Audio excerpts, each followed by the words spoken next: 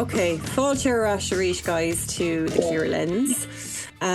We've got a pretty special episode today in terms of the ground we're going to cover and the picture we're going to aim to give you of what we see happening in the world today.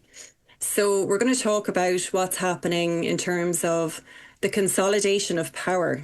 So we're seeing fascistic legislation at a pace and intensity not seen in our lifetime, whether it's the prescription of PAL action as a terrorist organisation, new state security legislation in the UK designating the IRGC as a national security threat, and making it a crime for a journalist to receive information, true or false, from designated enemy states. So that's unprecedented for peacetime, with punishment up to 14 years in prison.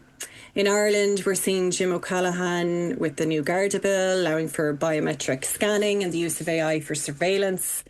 And just today, just to add to this, we've seen Marco Rubio announce plans to dismantle the ICC. And this is without mentioning chat control in the EU, which was just days ago passed in the Parliament and allows for the scanning of private messages, non-encrypted private messages, so the likes of Gmail and your Instagram DMs and the whole lot of it. It's fair game for surveillance.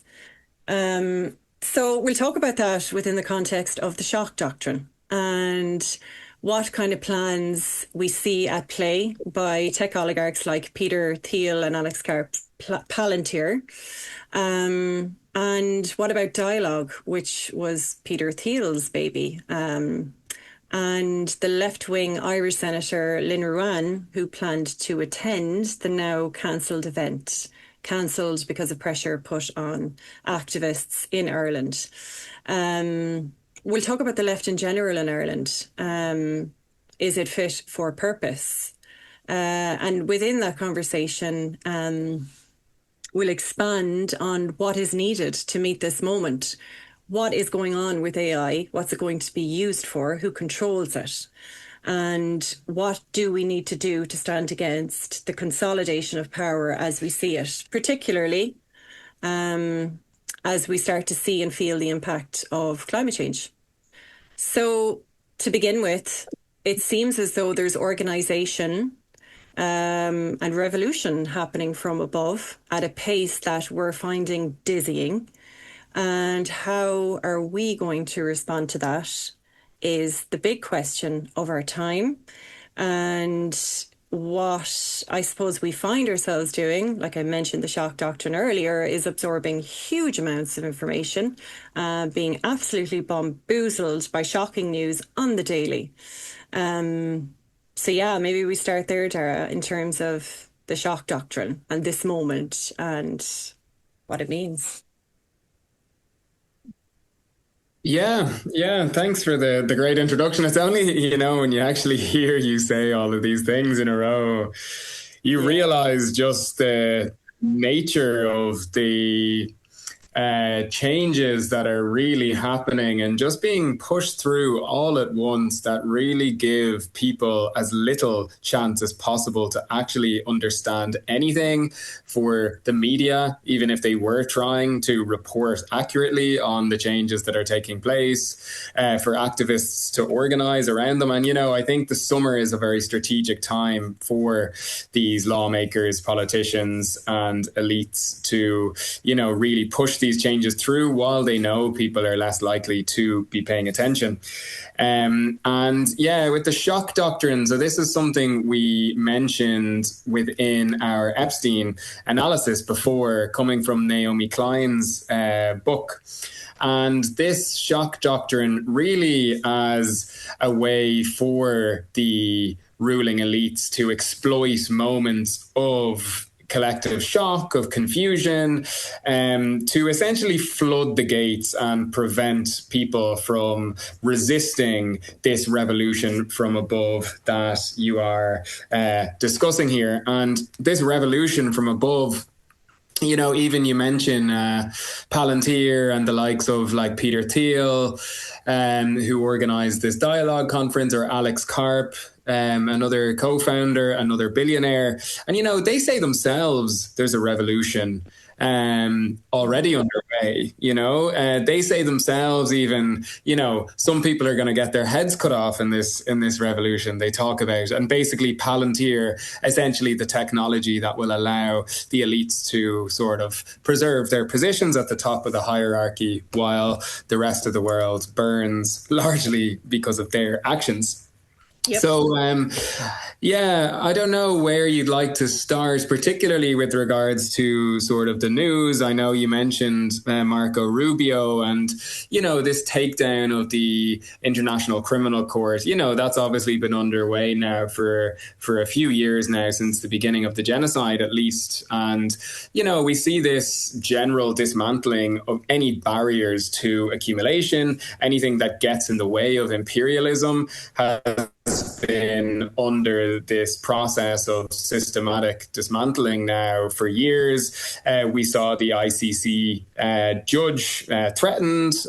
We saw, this Gaza Riviera plan, the Gaza Board of Peace, trying to act as essentially a separate governing body to the United Nations. We see the World Economic Forum, Davos, and these secret billionaire or elite societies such as Dialog, trying to essentially replace governance structures around the world. And, anything that was built with any input from the general population, whether that's regulations, whether that's workers' rights, whether that's our ability to even have a say in the type of society we live in, is essentially all being attempted to be washed away by these people. So I don't know if there's anywhere you'd like to maybe start off with some of the news you were discussing, and we can go from there maybe. Yeah. So for me, the way I see it is like, rather than being, shocked and awed by everything that's going on, like what is the common thread here?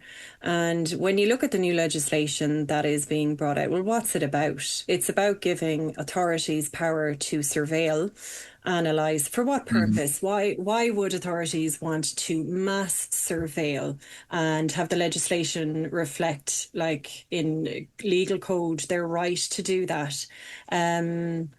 Alongside like chat control, for the example, the Garda bill. I've given a few examples of that.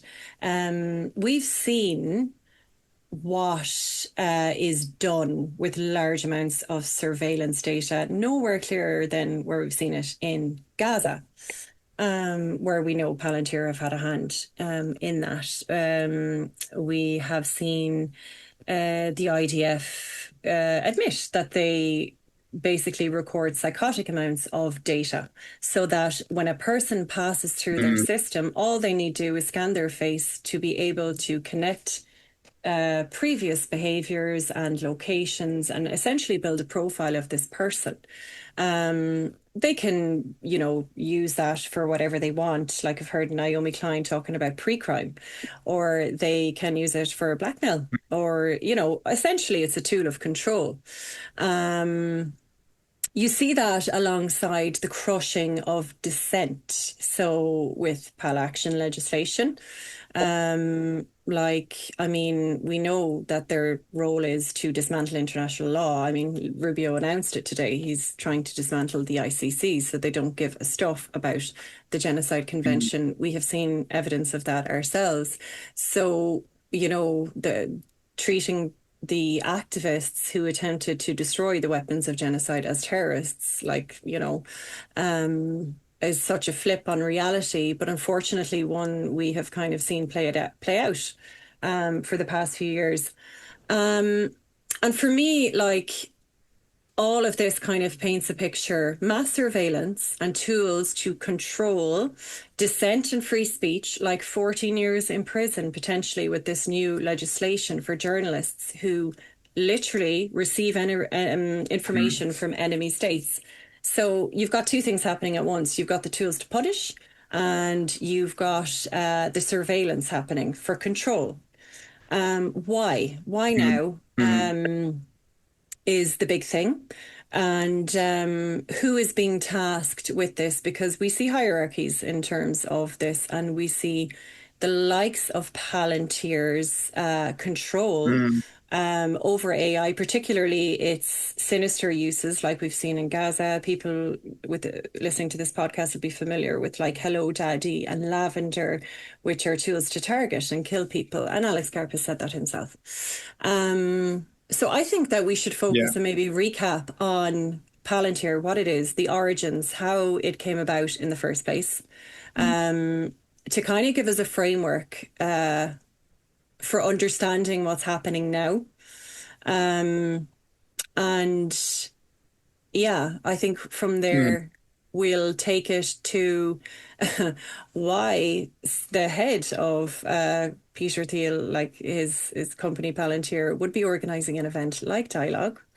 And what on earth left-wing senators would be doing at it. Because I think ultimately to arrive at a place where we have a good look at the system and understand the perils of working with it and inside it versus what we need to do urgently, with the same urgency that they're using right now, to get organised and have a revolution from above, as they call it, to do the same.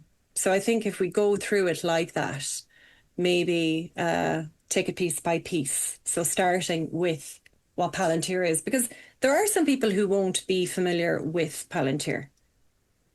Yeah, sounds good. Yeah, so when it comes to Palantir and when it comes to Thiel and Dialog, interestingly, when we were going back through our chats from when we were researching the Epstein network, you had already sent an email about Dialog. Was it from 2012, 2014, with, you know, the Peter Thiel invite to Epstein, listing Epstein as a guest, a previous guest, alongside, you know, the whole sort of Silicon Valley military, industrial, techno-fascist elite, essentially all kind of listed and all sort of in this inner orbit from quite some time ago. And when we were doing the Epstein research and, you know, drawing a lot on Whitney Webb's research, she really focuses on Peter Thiel, on Palantir, and their importance in the current version of this network, who really are a network of organized crime. They are explicitly warriors of the class war. Their biggest enemy is and always has been communism, really. And the Palantir co-founders and CEOs, you know, have even tweeted saying that Palantir was created to kill communists, you know, first and foremost. And I think there's also some context that's important in terms of how Palantir was actually founded. So when the CIA post 9/11. Now, I have to maybe bite my tongue to not go into 9/11 itself, because maybe that's a whole other podcast. But, you know, the more you look into this network, the Epstein network, the more you realize how much of a hand they had in 9/11 and in particular in its aftermath. So when the CIA in the aftermath of 9/11 was, you know, using this strategy of the shock doctrine to push through all of these mass surveillance schemes to gear up its imperialist strategy, particularly in the Middle East and on the request of Israel.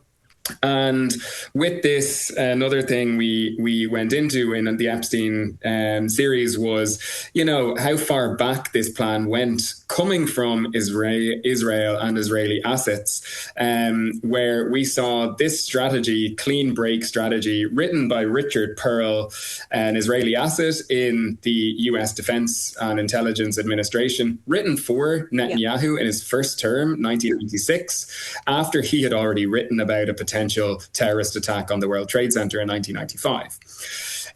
So post 9/11, we see the CIA create a program called the Total Information Awareness Act, which was a mass surveillance program, I believe, founded and run mostly by this same person, Richard Pearl, who is credited as the architect of the Iraq War, and another guy called Poindexter.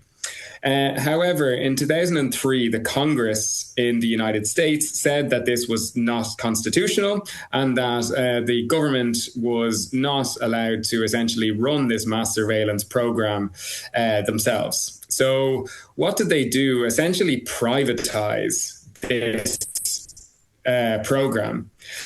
And who was it essentially privatized to?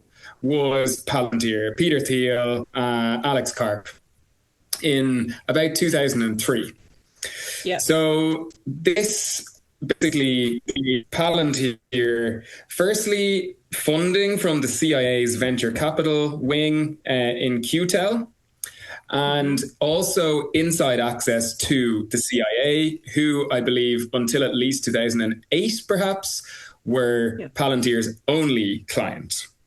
Yeah, so this is described, it's described by Whitney Webb as a CIA front, essentially, this company, Palantir.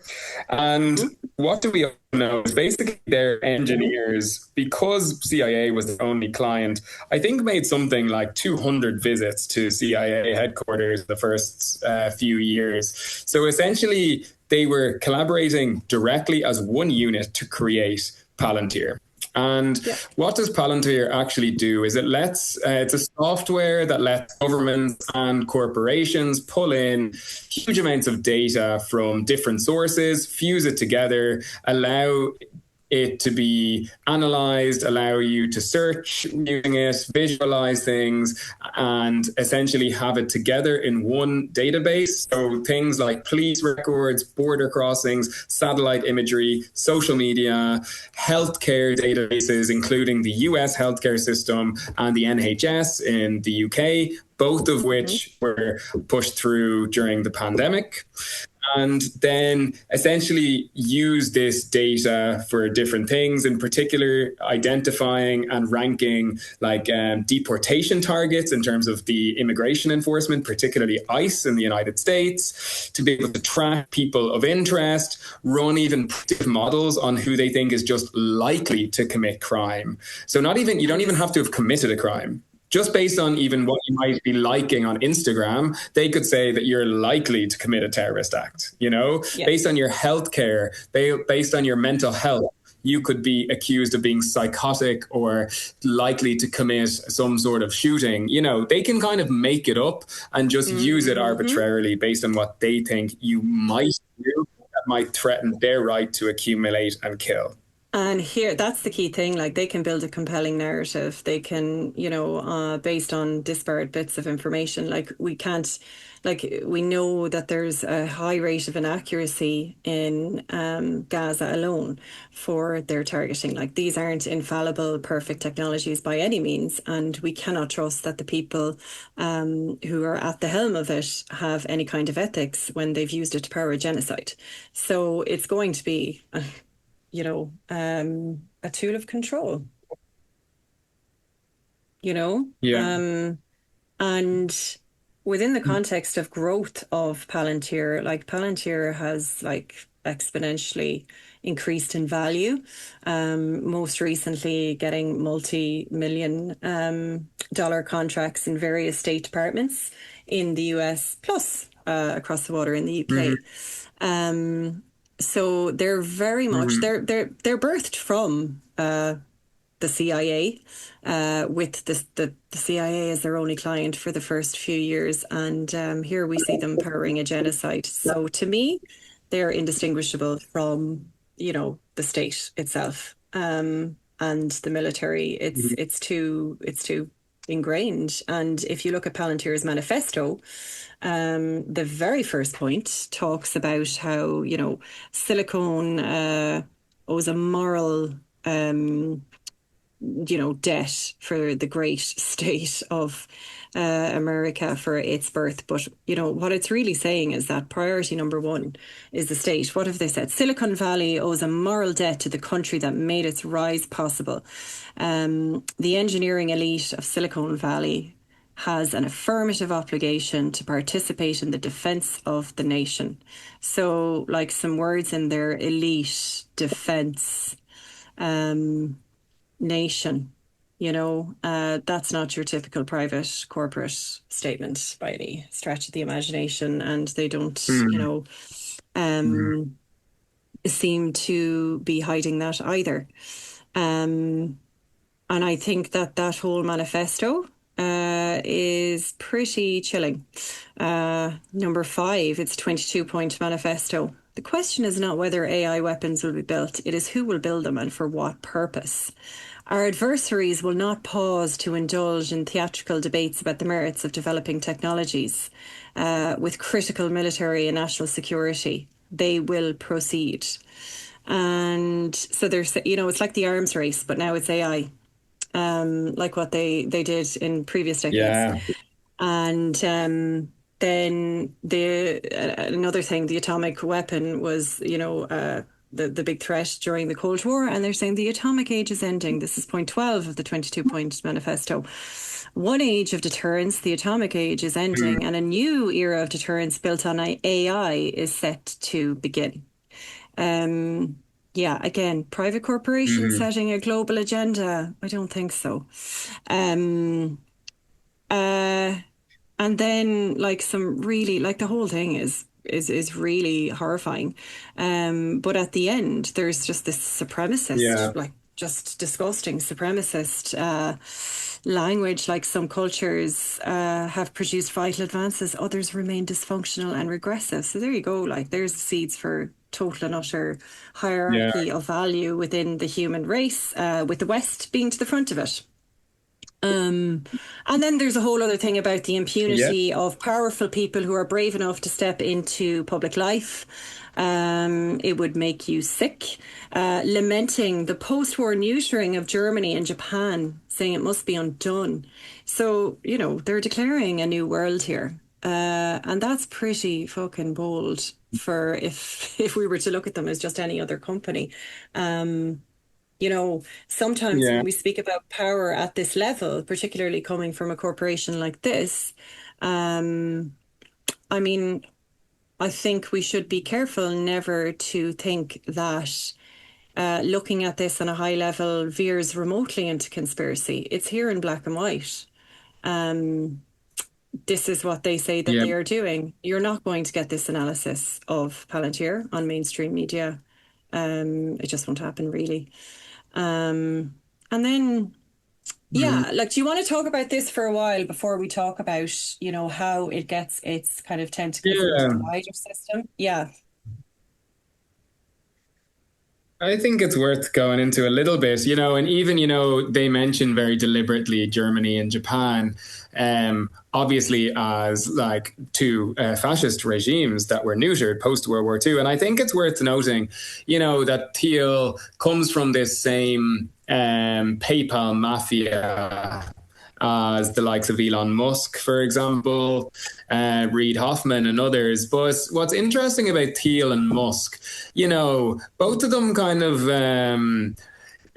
pretend to be sort of these US patriots, right? Where actually they're both actually born in fascist settler colonies in South Africa, or in Thiel's case, in South Africa, white South Africa controlled Namibia, on an open Nazi colony where they would Nazi salute and things like this, and Thiel is, I believe, also was perhaps even born in Germany, or at least lived in Germany as a kid as well.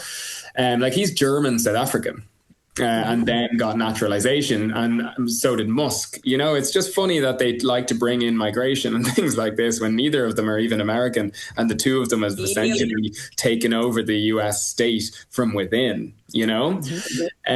So I think that's just important to mention. And, then when you talk about their sort of ideology and their general rhetoric, people are always shocked when you actually tell them the types of things that they even admit themselves and they say on video, because like, as I mentioned with Alex Karp talking about this revolution where people will get their heads cut off. And like, he also talks about like, how in business and politics that nobody responds to anything but strength, he says. This like power that requires compliance, he talks about. And then he's quoting your man, Samuel Huntington, saying like that the West was only made possible not by its like superiority of ideas or religion or whatever he says, but rather by its superiority in applying organized violence. And he says like strength, and so strength we have built. This is how he talks. It's like, we're now into the era of power. Like whatever sort of pretending that happened even a few years ago of like the West being more moral or, free speech and, human rights and all of these things that, never really existed, but at least there was pretense. I was saying as in like, there was at one point even at least pretense. Yeah. No, I have you now. You're Can you hear me? back clear. Yeah, it was just a bit broken there for a while, but you said that for a while that there was pretense, but now he's outright saying it. He's talking about power in naked terms. He actually says that. He actually explicitly mentions that in the manifesto as well about soft power. Basically, the limits of soft power, of soaring rhetoric alone, have been exposed. The ability of free and democratic societies to prevail requires something more than moral appeal. It requires hard power, and hard power in this century will be built on software. I mean, these are the same team that are getting rid of, any kind of diplomatic or legal institutions, whether it be, the undermining of the UN, which we can see the Irish government kind of toe the line in terms of that with the triple lock, in terms of getting rid of the UN mandate. It all kind of flows down from the top power, and like when we're looking at the tippy top of this system of power, it's harder to see a kind of a body, an organisation with more power than Palantir right now. I mean, maybe there are, but I mean, in terms of the reach it's had and the scale and the pace of the change in legislation to be able to essentially deploy the technologies that a company like Palantir is developing. I just think that we shouldn't be naive about it. Like, Ireland is going to be a hub for data centers. We're building the architecture.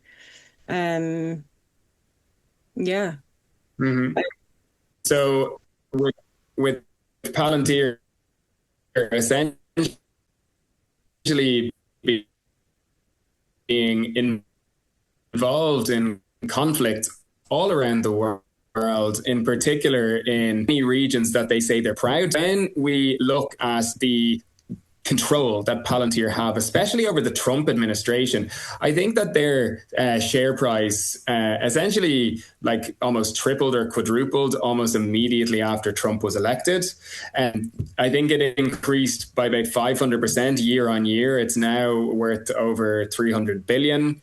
And when you understand, as Whitney Webb described, Thiel essentially as the successor to Epstein hard work anymore in terms of the compromat, the blackmail, the trafficking.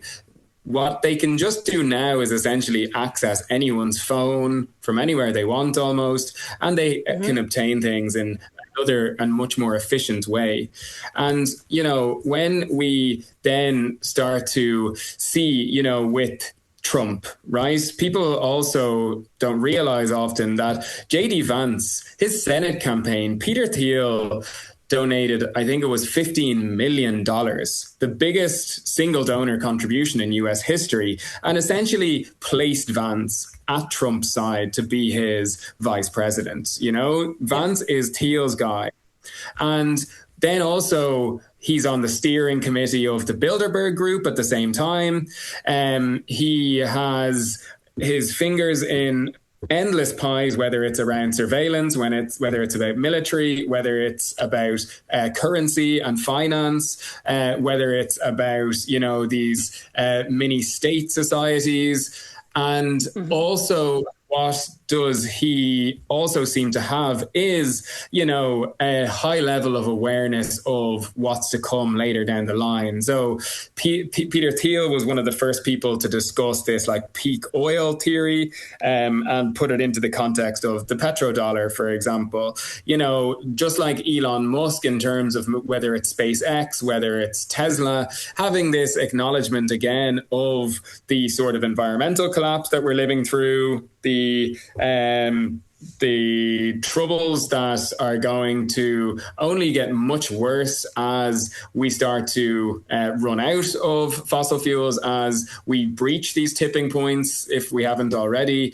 And again, Palantir is really seemingly the primary mechanism through which they're going to try to control us, and to do so also connected with their other projects, particularly in terms of biometric data, connected to digital currencies of different kinds. Peter Thiel is also a key investor in Ethereum cryptocurrency. We know this Epstein network had 3 of the 5 Bitcoin coders in their network from quite an early stage as well. So we see this general architecture of power that they've been building for decades. That's obviously now at a much more advanced stage. And again, when we look at the Epstein lists, you know, one of the names that kept coming up over and over again was Peter Thiel. You know, Epstein and Thiel, they invested together. Epstein invested, I think, $40 million in Thiel's venture capital firm, maybe only 10 years ago, long after Epstein was known to be a pedophile and sex trafficker. And also we see these meetings being arranged between Thiel, Epstein, former Israeli Prime Minister Ehud Barak. And, you know, when we see and understand the influence that this Epstein network has had over the US economy, the global economy, US, Israeli, British intelligence going back for decades.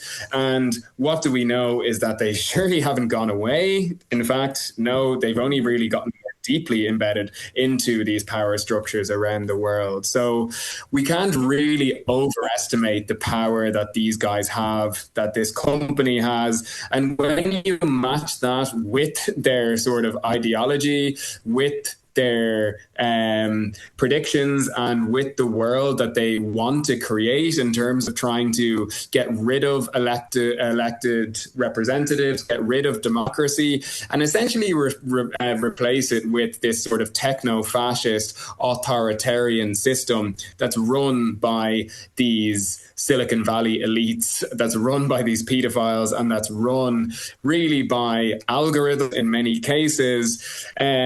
It's incredibly important for us to try and understand really who these people are, what they're doing, and how, and most importantly, how do we try and stop it, you know, which is, again, another important thing in trying to then understand this Dialog event, this secret society that Thiel set up in 2006. And, you know, why here, why in Ireland? Who is invited? What are they hoping to get out of them? And again, just to emphasize why it was so important for, firstly, this hacker, this Swedish person, Maya Arson, I think was their name, and also the activists who went and stormed into Paris Court to stop this taking place. Now, I'm sure it's going to happen elsewhere, somewhere, but it was great to see that resistance, at least, and that Paris Court did, in the end, cancel it. There's you know, still a great movement of people in Ireland that are not giving any Zionists a moment's peace. Fair play to them at the same time.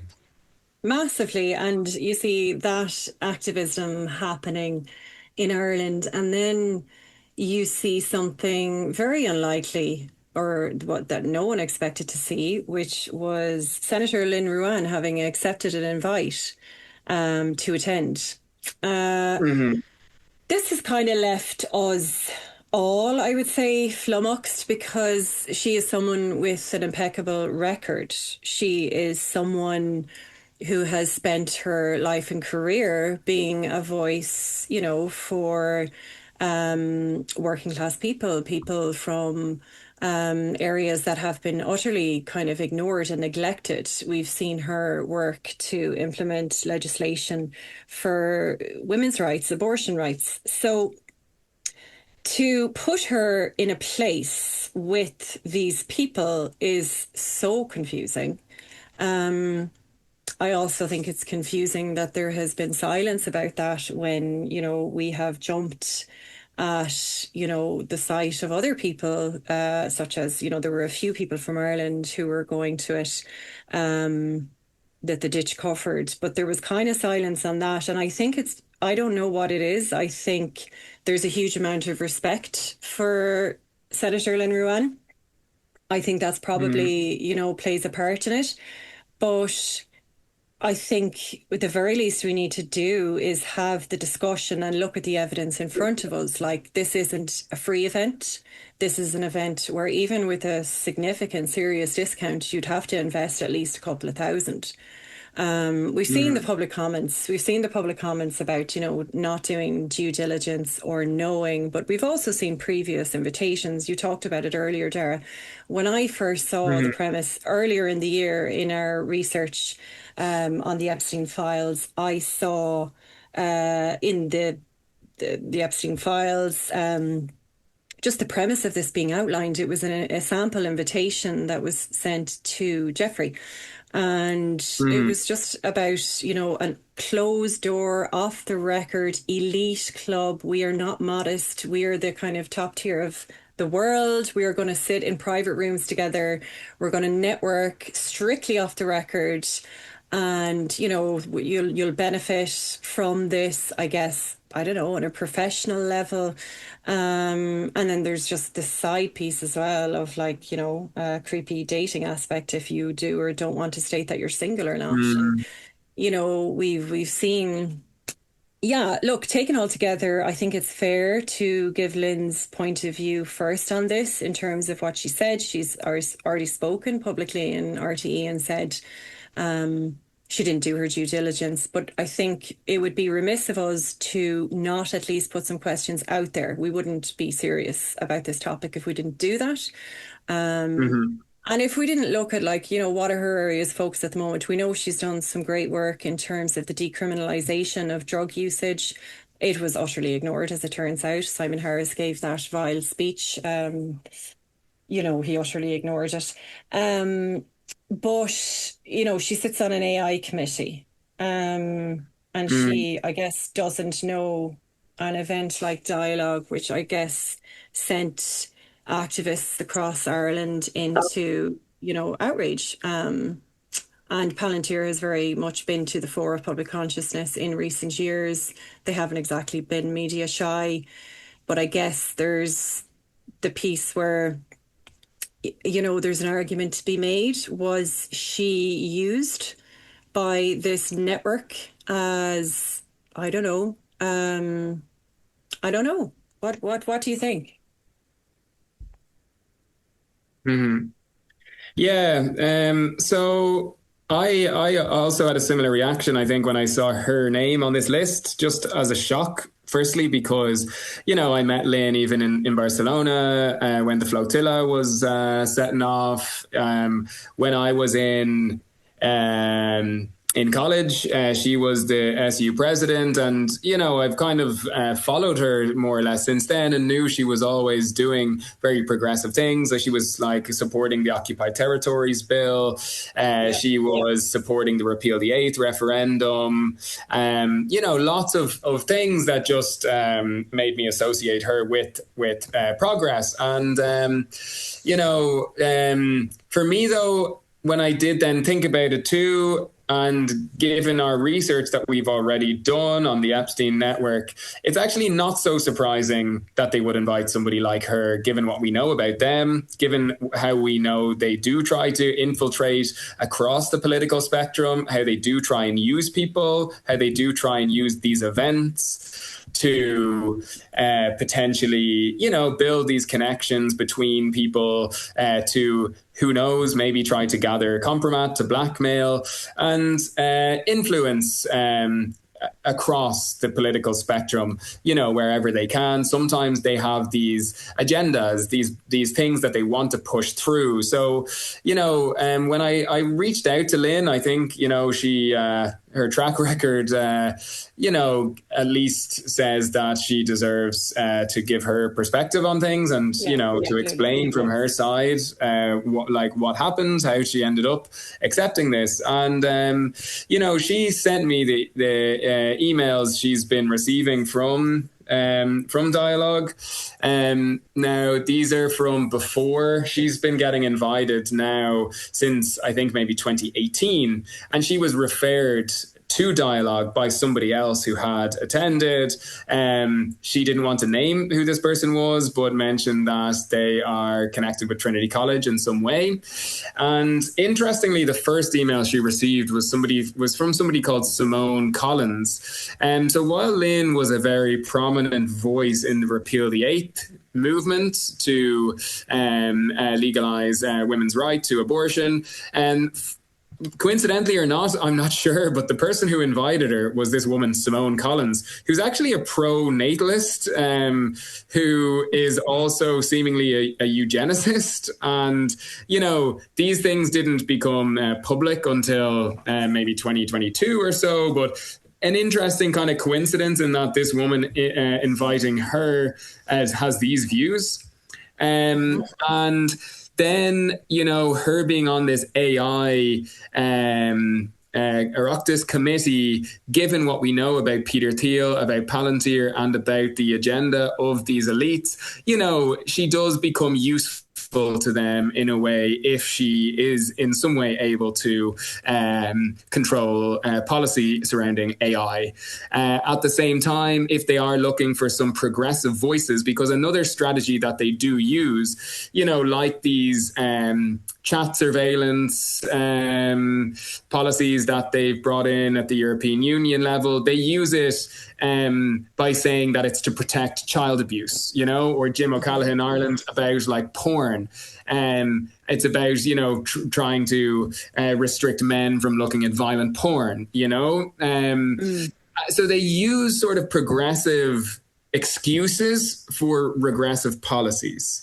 And sometimes that requires having a progressive voice to be able to sort of fight your corner. So what they can sometimes do is say, okay, you care about prison reform, you care about decriminalization. Well, we're going to connect you to these incredibly important and influential people. We'll get this through for you, but you have to do something for us. These are the types of things that can happen at these events. And when there's matchmaking involved, once I heard of the matchmaking, I thought about this UNICEF CEO being married to the BlackRock. Is he chairman? Chairman. As just an example of one of these sort of dynamics where, you in theory should have quite conflicting agendas between BlackRock and UNICEF, if you're being honest. Yep. Yes, these people are married and there doesn't seem to be any real conflict of interest. But, these sort of alliances are things that also get built at these sort of conferences too. So, I think that that's likely what they were trying to get out of Lynn attending. When Lynn sent the emails, there wasn't any mention of Peter Thiel's name on the emails. She said she didn't know it was connected with Peter Thiel. I think it's a big oversight in terms of due diligence. I think it's pretty worrying in a lot of ways how easy it seems to be able to get Irish government officials to attend these sort of events, particularly when it's somebody that's like pro-Palestine, pro-human rights, pro-women, and, generally on the progressive side of the political spectrum, God knows how easy it is to get people from the government parties to attend these sort of conferences and to come to these sort of events and to influence these people. We mentioned Bilderberg earlier. We know what sort of government officials get invited to these sort of events. But, it does just go to show how easy it seems to get politicians to come to these events, and yeah, perhaps it explains a lot of what's going on in terms of all of the regulations that the Irish government is pushing through, and the general failure of the opposition to really hold them to account on so many things. So yeah, I'd be curious to hear your perspective on as well. So I think, you mentioned Bilderberg, and I remember Jack Chambers, who went to that, getting a nice hammering in the press, for, just the very fact that he was going there, and it was a closed door elite, group of crooks, essentially. So I think, when it's an elected official you're talking about, you've got to hold them to a high standard. And here we have an event that is a closed door of the powerful elite, regardless of whether or not she knew the full list. She certainly would have been given a sample. It's off the record, so therefore nothing, I suppose, gained or achieved from it could be brought back to the public good. So then you kind of have to deduce, if it's a private closed door event, then it's for private interests. I don't think that that's a leap to make. Maybe it is, I don't know. But logic would dictate, if nothing spoken about could be on the record, what is the draw? And you could say that maybe it is to be confronted by, political views that are totally opposite to your own, to kind of get a window into that world. You could talk about that. But I think, regardless of what, we don't know. I think what we need to kind of ask is the bigger picture, which is that, what are the perils of working and for the system? If we were to, use that example again, the brilliant work that went into a report for the reform of Section 3 for the decriminalisation of drug usage, utterly ignored by and dismissed by Simon Harris, who ended up taking advice from the IMO and the Guards instead. A lot of time, resources, efforts, researchers went into building a case with loads of evidence, very compelling, the top experts and minds in the country. And you kind of have to wonder, what are the limits of working in the system? We need to look at the system more broadly. And we talked at the start of this, and we've talked about it throughout, how the powerful are getting organised and they're consolidating power. We know, they even say themselves that they're done with soft power. They're dismantling the institutions of diplomacy. They're dismantling international law. And we are still, I suppose, putting our faith and our sights on people with very limited real power to work within a system that is actively turning more fascist by the day. To beg for what? I just think that we are kind of wildly let down in general on the left. And just to kind of make it broader, look at our opposition parties on the left. What do we have? We can talk about Soc Dems and their links to Palantir, which weren't disclosed until it was exposed. And then his name again, me, Dara, I'm rubbish with names. Owen Hayes. Owen Hayes, yeah. And then for him to be suspended for a while, straight back into the party. And then there's another member, I believe, of the Soc Dems, whose wife is a senior manager in Microsoft. So you've got all these proximity to the very systems that we're kind of trying to fight. And, unless we challenge the very dynamic of, relations between capital and labor, we talk about revolution kind of flippantly, don't we? Mhm. And then we talk about kind of harm reduction within the system, i.e., begging for scraps. Mhm. And I mentioned to you, you know, I am new to theory in terms of revolutionary theory, but I'm actively, you know, trying to learn it now. And one thing I was reading was about Marx describe people working within the system as like hole and elbow or hole and corner fixers, like, you know, like trying to ultimately what you end up doing working within a corrupt system, and, you know, is mopping and sweeping in areas where, you know, maybe it doesn't inconvenience them a whole lot to get this part of a legislation through. Mhm. So it'll make them look good to do it. And you unwittingly become a kind of a useful idiot for a system that is systematically dismantling our civil liberties, genociding people before our eyes. Mhm. You have Trump going on rants every other day about his latest is just a straight on attack against communists, because we know, and Mhm. in our 3-part series we talked about it, what they fear more than anything is like communism, which is to say equal distribution of wealth and resources across society. Because what do you not have in a society like that is a group of sick elites with, you know, all the power and money in the world, to the extent that they are so bored they make up these off the wall ideologies that we won't even get into. Um, Mhm. but that's how I see it there. I see it like, what are we to do on the left? And how are we to organise, given Mhm. how, like, taking the most generous perspective on an Irish Mhm. senator attending an event like Dialog, we can kind of see how easy it is for the most powerful to be able to access, bend the ear of, and network with opposition. Yeah. Yeah. Yeah. Well, look, we've seen it in full view now for almost 3 years.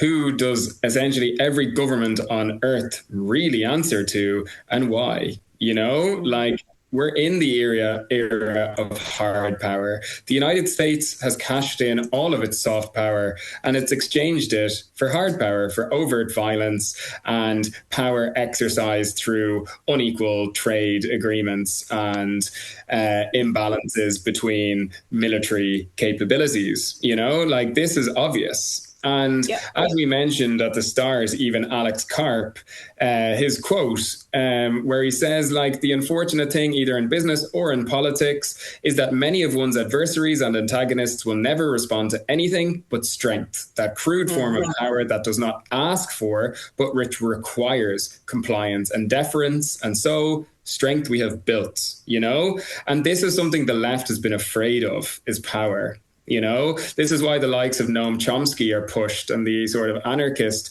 agenda is pushed, is because people don't want to say we need to build power, people power that can actually challenge these fascists, you know? Yeah. And Mm. when we look at the Irish government, we know who they really serve. When we look at the British government, the US government, you know, the Israeli government, like, this is what's happening, and it's this network of organized criminals, of capitalists, of techno-fascists that are really running things behind the scenes. You know, And even what do they overtly say? at It's this point, not the Tara. superiority of ideas. Yeah, Sorry, there's a exactly. delay. It's the Mm. superiority in applying organized violence. Yeah. So this is what they say. And when we see how easy it is for them to be able to co-opt politicians across the political spectrum, you know, like, the ones that they almost target most are sort of the Democrat Party or the Labour Party in the UK or in the United States. And, Mm. you know, when we sort of even look at, you know, this word revolution, or, you know, what does it actually look like, even if we're to take the word of all of the world's major climate scientists, for anyone listening, if they want to look up the State of the Climate Report, they say we need bold, transformative change. You know, that means a whole transformation of the system itself. They say towards a post-growth economic framework built around sufficiency and fair distribution.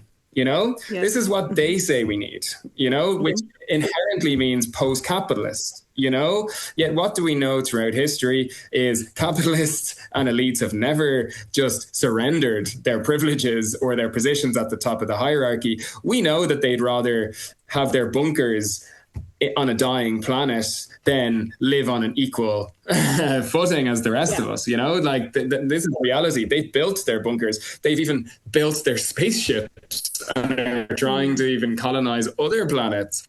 They're trying to link themselves to artificial intelligence.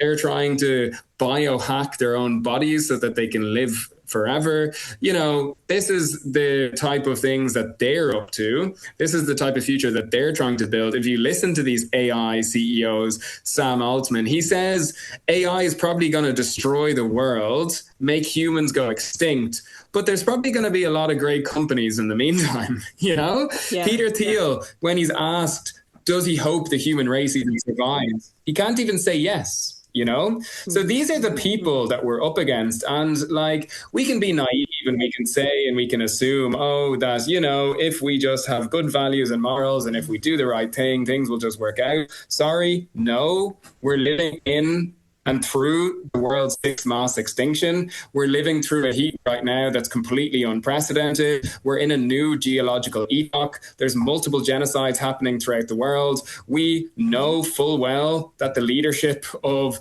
the world's governments are a clan of pedophiles, of human traffickers, of rapists, of war criminals. You name the crime, that's them. Like, when are we going to actually get real and say we're not going to vote or reform our way out of this? And really, we need to get organized and take this seriously. We need to start engaging in direct action and give up finally on just the system itself, because, you know, as the expression goes, the system isn't broken. It's working exactly as designed for who it's meant to work for.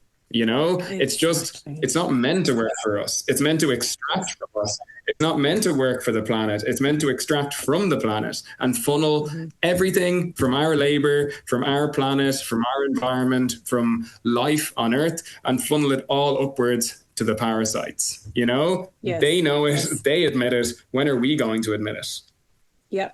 And, you know, this is typical of, you know, this is late stage capitalism. Oh, there's a delay. Sorry, Dara. Hang on. Can you hear me now? Yeah. So this is late stage capitalism. That's what we are dealing with now. It was nice when they, you know, when things were a bit calmer, they didn't mind having the facade of human rights and civil liberties. But now shit is getting serious, so they're having to clamp down.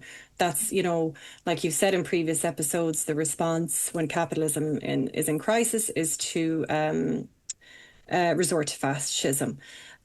We talked about crisis and we talk about where we are in terms of the world. And, you know, a lot of people, I guess, maybe to a degree, understandably, want to tune out of the climate conversation because it is massive. It's really scary. You know, understanding it, you're not going to be the same person again if you truly do understand it. And, you know, maybe a lot of people just kind of exit at that point. But they've known about, you know, what has been coming, as do a lot of scientists and the likes of yourself who have been in, like, you know, studying the climate for a long time. And I just wanted to quickly go back just to give people an insight to the extent that they know and how long they've known for into one of the emails we found in the Epstein files. And this is from a professor with the subject line called Forbidden Research. Do you remember this email, Dara? I'll get the name. Yeah, I do. For anyone that wants to search it up again. Joshua. I have it back. A German cognitive science AI researcher, and he is also into the whatever transhumanist garbage. So I just think it might maybe just like read it out just to give people an insight into the conversations that were being had. This was an email that he sent to Jeffrey Epstein. And bear in mind that this email started off with Epstein scolding him for confronting Noam Chomsky at a dinner party and making a fool of himself. So it'll just give you an idea of the kinds of people who are involved in conversations like this and how naive we have kind of been to it.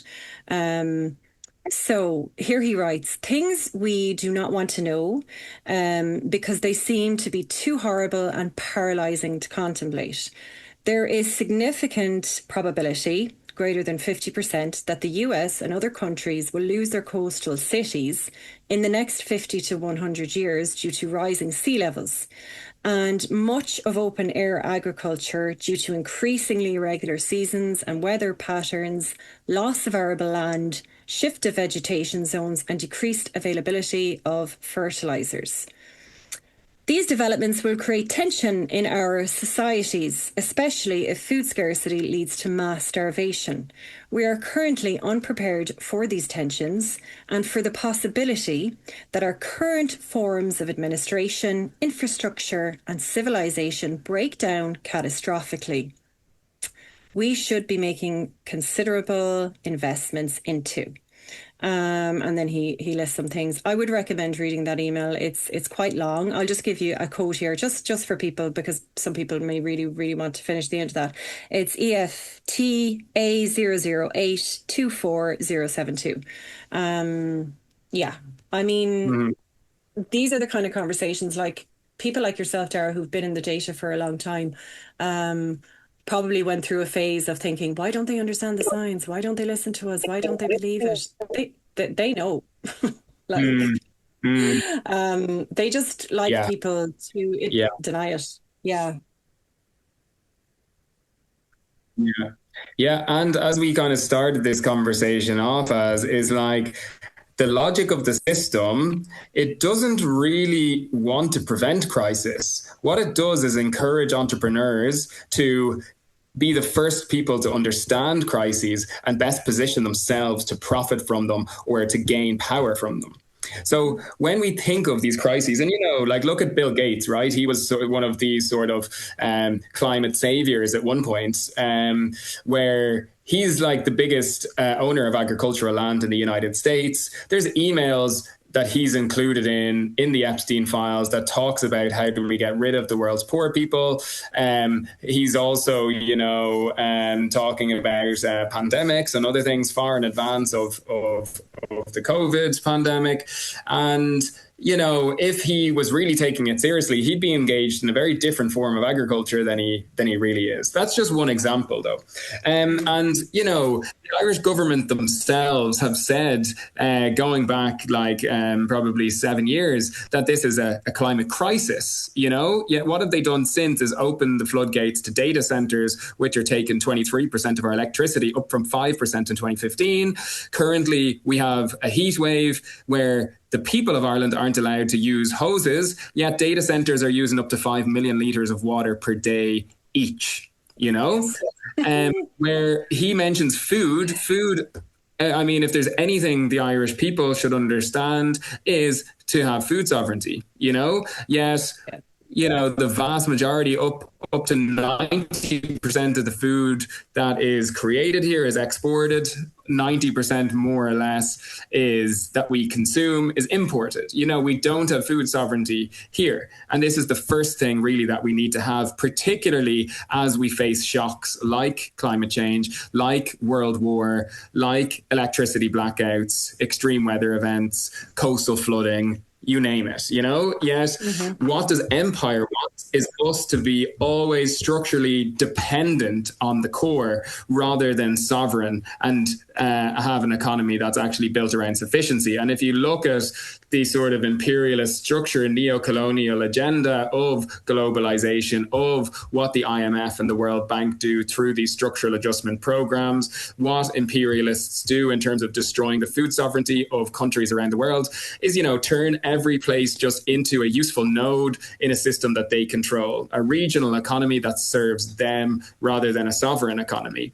And what do they need for that is compradors, people that they can control. We know that there's many ways of doing this, whether it's these secret events, these secret societies, whether it's blackmail, whether it's bribery, whether it's something else, just deals that privilege a small amount of people and harm the rest of us. There's many ways for them to do this, but the important thing is that they are doing it and everyone else is suffering as a result. Yeah. Yeah. And this is like the confrontation that we, first of all, need to have with each other on the left. But I say the left, I mean the working class. It's the haves and the have-nots. Like at the end of the day, like this is how this is going to go down. I mean, like forget any kinds of labels and identity politics when things really get crazy. Because, we're talking about the proliferation of things like data center, fossil fuel use in a world where we know climate collapse is happening and where the people doing that know climate collapse is happening. And we just have to confront the plain truth about it, which, the way I see it, the way we've talked about it before, is that these things are not obviously to deal with the climate crisis. They're to deal with the fallout of the climate crisis. Yeah. And the turbulence. Yeah. There's turbulence ahead. They're obviously planning for it. I mean, I don't know how you could rationally look at their sweeping legislative reforms and the architecture being built at the moment have the precedence of just how horribly they have already executed this technology in the test lab that they made of Gaza, of Palestine. And to think that they have our best interest in heart. We talked about chat control, how they front legislation saying that, this is for kids. These are the same leaders who didn't want to do shit about Grok when it was using imagery of children to create pornographic imagery and let the tech industries control themselves. But then they can kind of, oh no, this narrative suits us now, so let's use it for chat control. They're the people who have genocided at least 20,000 children in Palestine. It's going to be more. So it's to deal with the fallout of the climate crisis, I think, I don't think that it's off the walls to say that. I think we've said it, exactly what their plans are, how they are planning on control. And maybe it would be good, you've got to meet power with power. We know that. You can't just try and sweep up and mop up messes within a system that's kind of bearing down on every one of us. And look to some examples of where that was done recently in Ireland, and maybe no better example than the Anne Devlin Centre. What do you think? Yeah.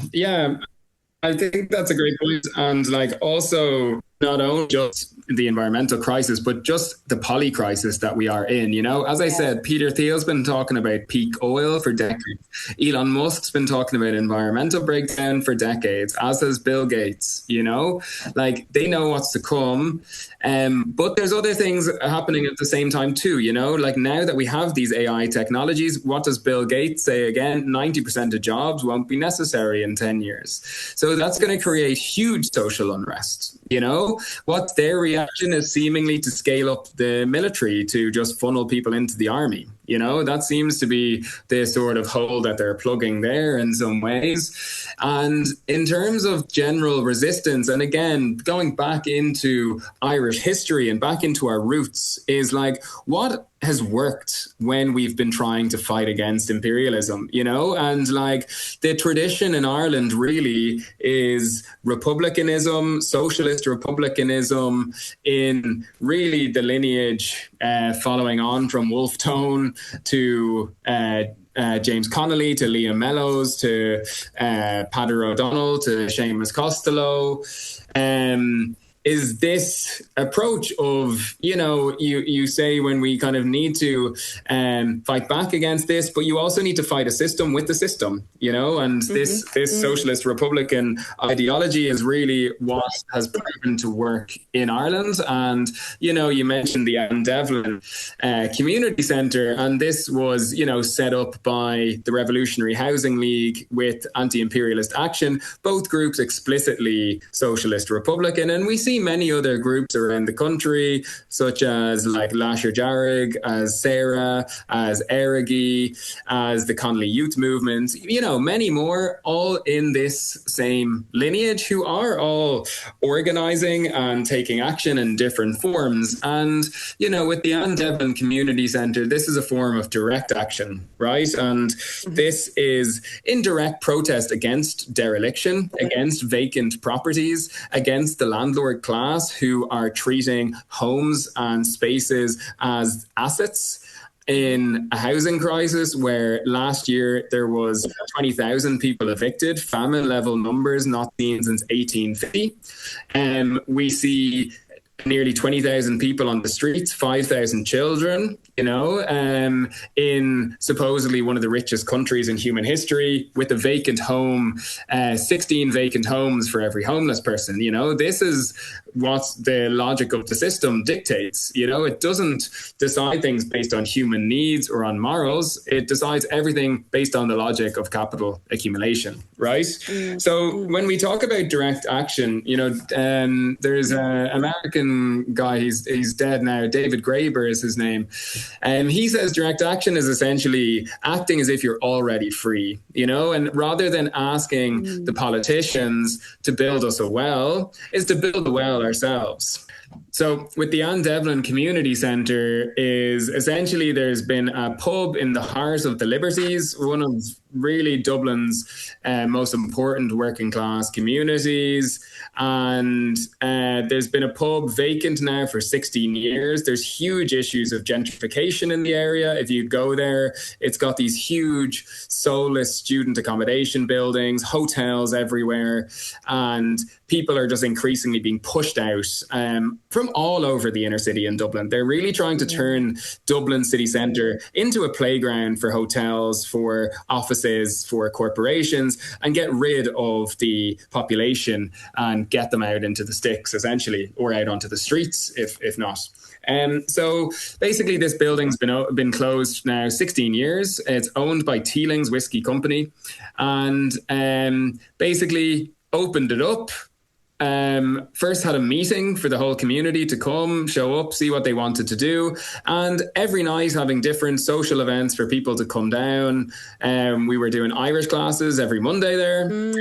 There was clothes repairs, bike repair workshops, first aid, bingo and darts every Saturday, movie nights, barbecues, just excuses for the community to come together, get to know each other again.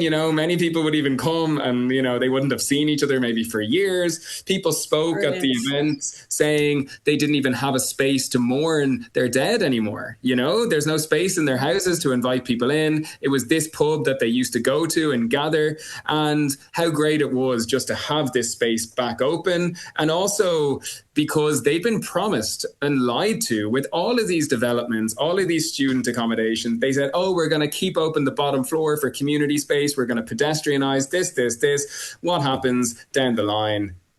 They all turn out to be lies, right? This is kind of consistent government policy, essentially. And what eventually happened was Teelings sent their goons in masks on several occasions trying to intimidate activists at the centre.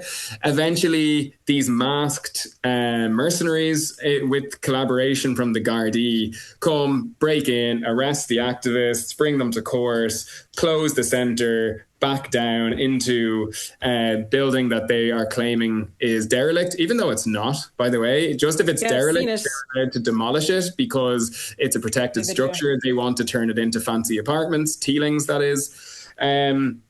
But again, it's just another example of what's possible, like it was only going for whatever, a month or a couple of months, but people got to know each other again. People could realize the potential of progressive politics, the potential of unity over division, what can actually happen when you say, let's just do it, let's stop begging these people who obviously don't serve us for crumbs, and let's just take what really should be ours. It shouldn't be so much to ask to have a community center, Seriously. It's really nothing. Like, it's an empty building, 16 years. And like, look what you can do in only a few days, clean the place up, make it safe for people to come in, open up a cafe, and all of a sudden you have a thriving community hub, like, and yes, this is something we're all just systematically deprived of, Yeah.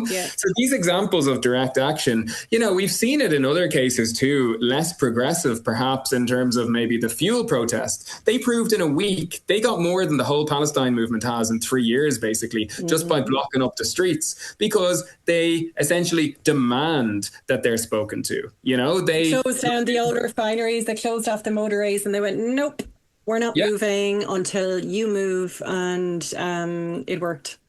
Exactly. And like, same thing with the, like, even the like racist rioters, like, look what they've been able to do. They've essentially moved every political party to the right. They've got all the politicians essentially, throwing out these little anti-migration rhetoric, whether it's Bertie Ahern, Simon Harris, whether it's Micheál Martin, they are now using the words of these racist rioters that they condemned only a few years ago, Why? Because disruption works. Asking nicely, they have proved, doesn't work. So what does that teach us is really that everybody needs to get organized where they can in their communities, to have that attached to a political system, to an ideology. As I said, to me, in Ireland, the most progressive of which is the lineage of Wolfe Tone, of James Connolly, of Bobby Sands, is socialist republicanism.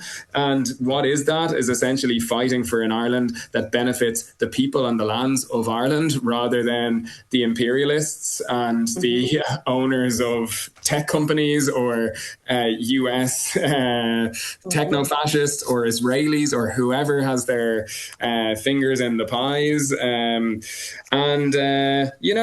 Really take seriously the reality that if we don't get organized, while we still have leverage in terms of the workplace, while we still have leverage in terms of having roofs over our head, while we still have relatively stable climatic conditions, while we still have relatively stable access to food, while we aren't being forcibly conscripted to a war, before we have these mass surveillance programs that they're trying to install, there is some urgency around this that we do need to actually take seriously as a matter of survival, because, if we don't, I think we'll forever be condemned by future generations. Like, once you knew, what did you do? This is always the question that needs to be asked. Yes. And like, that's it. We've kind of got to come out of the denial, whatever that denial is. And denial can look different. Like, sometimes it can look for, like, I kind of was grappling recently, and it's something I've spoken to you about just the digestion of critical information online, but in a disparate way, piecemeal, sensational, and kind of like stylistically, like, I don't know, pitched as infotainment, like as though we'd forgotten the Epstein files, and it was like every time an isolated incident is exposed, it's like, shock, oh my god, oh my god, oh my god, or you're waiting for the next one, and you're like, hang on a fucking second, have we not seen this as a system issue? Like, you'll have different actors every other day of the week speaking about a different mineral, or a different territory, or a different whatever the hell it is. But like, at what point are we kind of going to stop chasing the next expose? I think that that's something that people might be a little bit caught up in, because we know that that's Stephen Bannon's kind of method, is to flood the zone with information. You don't know your arse from your elbow, you don't know up from down, you're getting massive news every day, it's a non-stop torrent, and you don't get the time to stand back and say, what's actually happening here? And you're in this kind of state of either confusion, or you're just tuning out, or you're hooked on what's coming up next. And it's like, it's hopefully, I hope what we've done in our three-part series and today as well, because that was our goal, is to make it clear that this pattern isn't going to end and it's actually only going to intensify. And we need to act structurally, think structurally against this system that is it's scary to think how far ahead of it is, but also we're massive in number. Massive in number. We don't realize it because we're too busy fighting over whatever the fuck is the Yeah. latest thing to fight about online, or, myriads of other things. And it's like what I said to you as well before, Jar, is like, lots of people will identify with having gone through a process of change and, I don't know, shedding naivety and shedding fucking just being green and not wanting to see, first of all, not even being capable of seeing that people were capable of this kind of evil. But there gets to a certain point where you'd hope that you'd be like, okay, we've seen enough, and now it's time to kind of get a bit serious about whatever it is that you need to do to kind of prepare the ground for yourself, whether it's to Yeah. study more or to look, I don't know, at getting involved in organizations around you, because I personally feel there's so much more power in doing that than Yeah. there is in either tuning out or becoming addicted to the online news cycle. I don't know. Yeah. Yeah, I completely agree. And another great thing in Ireland, I think that we have in our favor compared to most other countries is, you speak to the average Irish person and they're sound. They Totally. generally have the same values. They have the same principles. What's missing is attaching that to like a political system ideology. And it can also mean that we are too generous in what we think of others. And maybe it does add to our own naivety in holding power to account, understanding power, how it actually works, and how to exercise it ourselves. So that's really the push, is like, how do we turn the values and principles that already exist into politics? Because I think it's probably the biggest dissonance that exists, where we have the most neoliberal government and the biggest relationships with the world's biggest imperialist powers, whether it's the United States, whether it's England, whether it's Israel and our trade relationship with them, the European Union. We're really up to our neck in complicity, despite the anti-colonial rhetoric and the values and principles that we do have. Nobody likes even rich people. I remember once I heard Bono talking about the difference between America and Ireland, and he says, in America they look at the house on the hill and they say, oh, someday I'm going to own a house like that. In Ireland they say, I'm going to shoot that bastard. As in, like, the values are there, but because of the Free State and the church's control really over Irish society, Irish education, culture, and this sort of colonial overhang, as well as the ongoing occupation in the north, it's meant that, we have been largely detached from our history, from our modes of resistance, from our political ideologies and our revolutionaries. And, that reconnection is certainly happening. Now, it would be great if it happened a bit faster and if people were a bit more proactive. But, this all happens through learning, through reacting to the conditions. What are we learning? That our methods for the last few years certainly haven't worked. What are we also learning? There are other methods that work far more effectively, and we need to get much better at them. Yeah, absolutely. And I think there's a case to be made. You were talking about the disparity between, the system that's actually in place in Ireland, where tax haven, the IFSC, I've only recently come to understand it as like a state within a state, where different, like, literally corporation tax applies to any businesses that set up within this like mini independent state territory. We are being extracted from at that, but at the same time we're being fronted by Hunter Welly, All Ireland final attending politicians that are salt of the earth, bullshit, smiley, fucking hair comb to the side, wouldn't do a thing wrong people. And I do think there's a case to be made that we might be the most propagandized country certainly in the EU, but I would say around the world. We've necessarily had to be because I guess, our revolution was hijacked and we were hoodwinked into thinking that we actually did gain independence. We are learning the fucking hard way that we didn't. So yeah, my hope is for that good nature that you talk about. Like most Irish people are indeed sound. Wherever you go, you meet them. We think too well of other people, which is why we don't really have a good relationship with reality. And the reality of how power exists in this country. And, why we're the most expensive country in the world. Why does Ireland have the lowest rates of access to experimental cancer drugs in Europe? Like, how many other records are we going to break in terms of a housing crisis, in terms of evictions? Sorry, there's like alerts coming on my screen. But all of it is to say that I think, the veil hopefully will drop. We will understand that the opposition that has been in place since whatever 1922 has not done anything. We are, nearly fully absorbed into the imperial core. They're about to shed neutrality. They're building data centers at a rate of knots. They're dismantling civil liberties, whether it be the fucking IHRA definition of anti-Semitism, the Garda Bill, whatever.